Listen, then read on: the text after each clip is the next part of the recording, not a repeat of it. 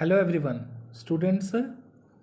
This is the same poem what we are learning from last 2 or 3 classes.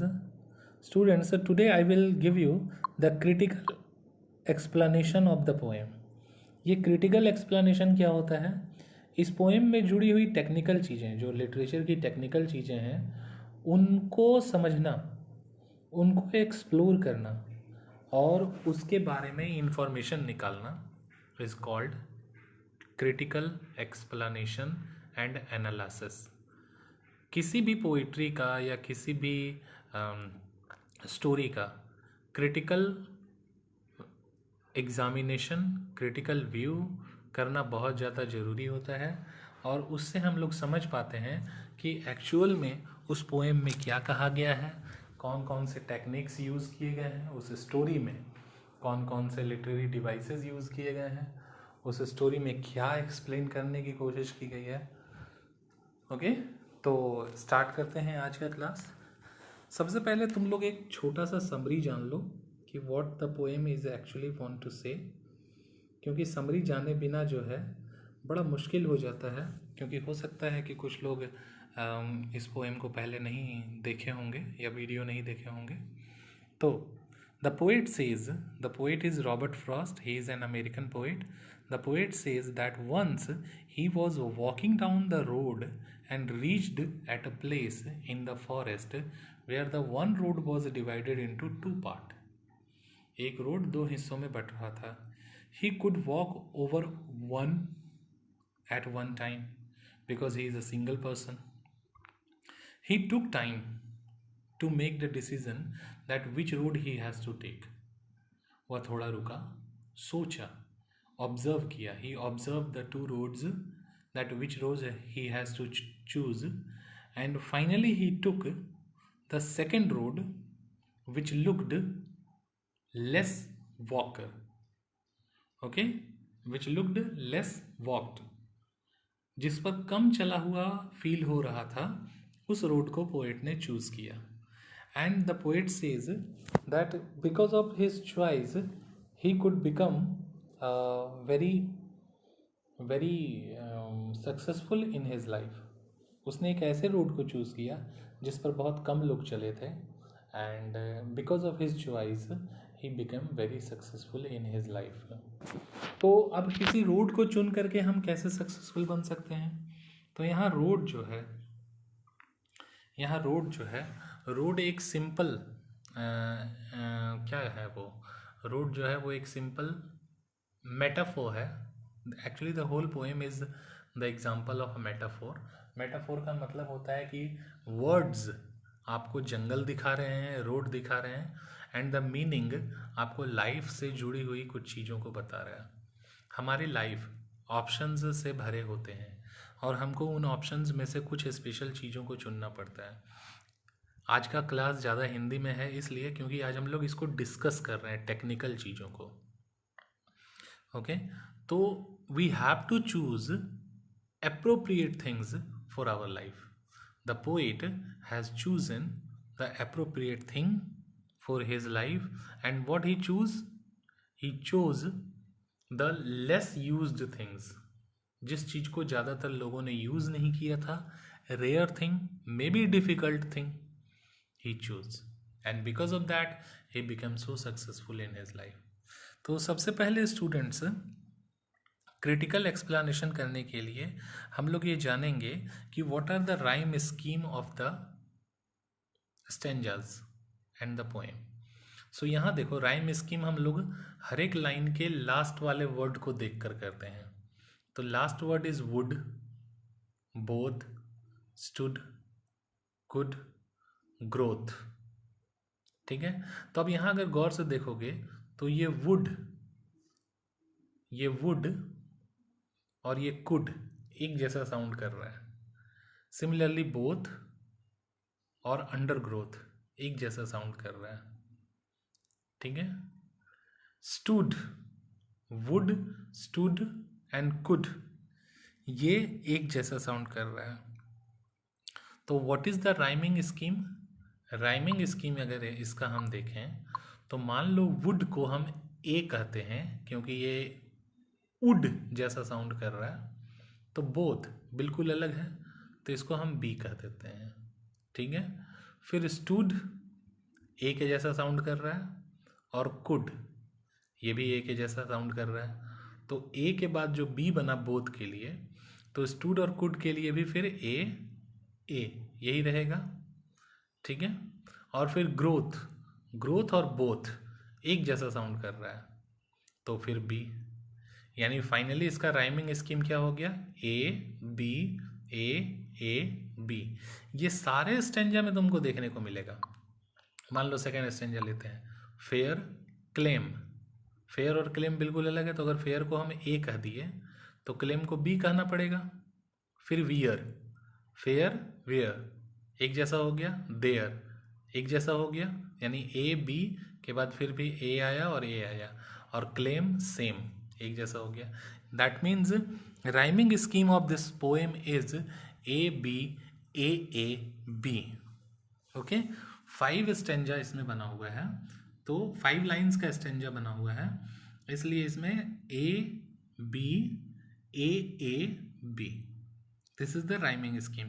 सारे stanza में इसमें भी वही होगा, इसमें भी वही होगा, बोल कर देख लेना। नाउ अब हम लोग इसमें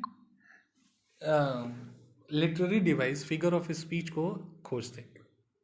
मैं बहुत ही आसानी से बताऊंगा।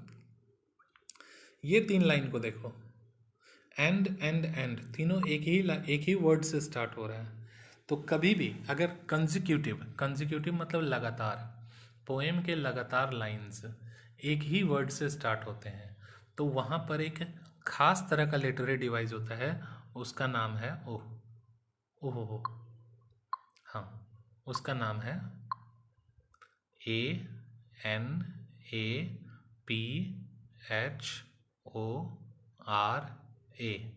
क्या है, एनाफोरा।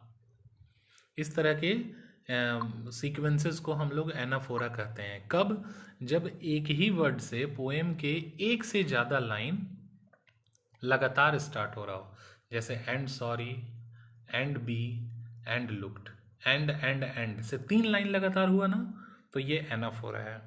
तो एनाफोरा क्लियर है।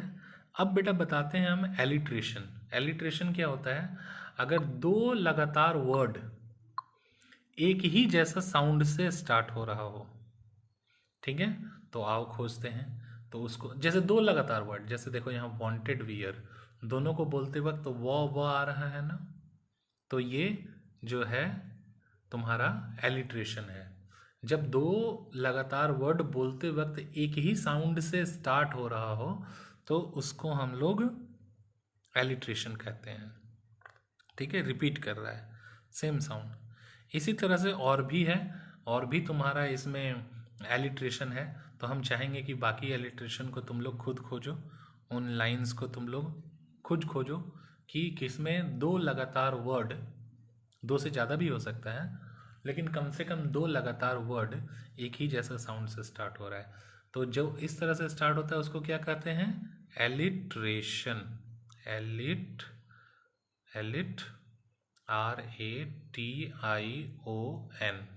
इसको एलिट्रेशन कहते हैं। ठीक है, चलिए अब रिपीटेशन है इसमें, जब 2 वर्ड एक ही लाइन में एक ही वर्ड एक लाइन में एक से ज़्यादा बार आया हो, जैसे यहाँ देखो एजेस एंड एजेस, दोनों का मीनिंग सेम है। ठीक है, एजेस एंड एजेस मतलब सदियों बाद, तो इसको हम लोग रिपीटेशन कहते हैं, एजेस एंड एजेस, तो दिस इज द रिपीटेशन। तो रिपीटेशन हो गया। अब और भी देखते हैं हम लोग कि इसमें और क्या टेक्निकल चीज़ें हैं। हाँ, इसके थीम को समझना जरूरी है। What is the theme of this poem? The theme of this poem is very important, that the poem is talking about the making of choices in our life, that how we have to choose, what we have to choose, what we have to take for us, and what we have to collect for us, create our future. Everything depends on our choices, our collections, our decision. So the major theme of this poem is, the most important theme of this poem is that we have to be very much serious when we are going to choose something for our life. Okay, so this is the theme. Theme का मतलब होता है इस poem का message क्या है. अब हम लोग एक चीज और समझने की कोशिश करेंगे, the importance of title. Title क्या कहता है? The title is talking about the road not taken. Title ये नहीं बता रहा है कि जिस रोड को चूज किया उसका क्या फायदा हुआ. The poet has given the title of this poem is the road not taken. जिस रोड को उसने नहीं लिया उसका क्या उसके ऊपर इम्पैक्ट पड़ा. ओके, तो sometime if something is not taken in our life then that is very good.